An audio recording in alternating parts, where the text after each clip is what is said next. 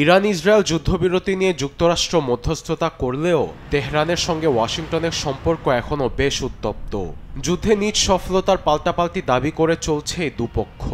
এদিকে ইরানের রাষ্ট্রীয় গণমাধ্যমের এক সাক্ষাৎকারে বৃহস্পতিবার পররাষ্ট্রমন্ত্রী আব্বাস আরাকচি বলেন, তেহরান এই যুদ্ধবিরতিকে সমর্থন জানায় না, কারণ একে আলোচনার হাতিয়ার হিসেবে ব্যবহার করা হচ্ছে।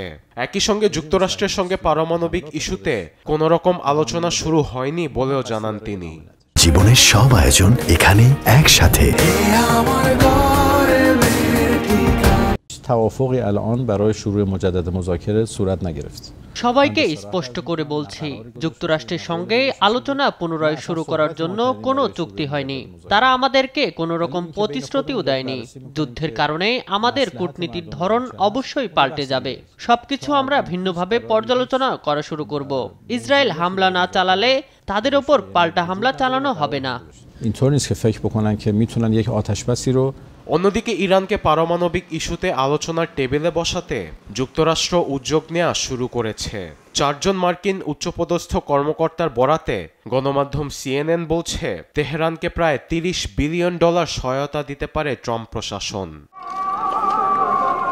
এতে ইরান সীমিত আকারে নির্ভরযোগ্য জ্বালানির জন্য পারমাণবিক কর্মসূচি চালানোর পাশাপাশি নিষেধাজ্ঞাও শিথিলের পেছনে কাজ করবে যুক্তরাষ্ট্র।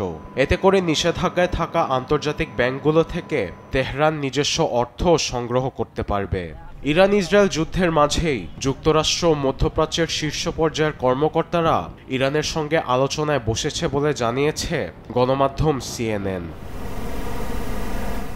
এদিকে তেহরান পারমাণবিক কর্মসূচি নিয়ে কোনো রকম অগ্রগতি করলে ইরানে হামলার জন্য ইসরায়েলকে ট্রাম্প সবুজ সংকেত দিয়েছেন। ইসরায়েলি গণমাধ্যমের সঙ্গে এক সাক্ষাৎকারে বৃহস্পতিবার কথা জানান ইসরায়েলের প্রতিরক্ষা মন্ত্রী ইসরায়েল কাটজ। একই সঙ্গে যুদ্ধ চলাকালীন সময়ে খামেনিকে হত্যার পরিকল্পনা থাকলেও কোনো কার্যকরী সুযোগ ছিল না বলে জানান তিনি। আরবিদ আফসার, নিউজ ডেস্ক, দেশ টিভি।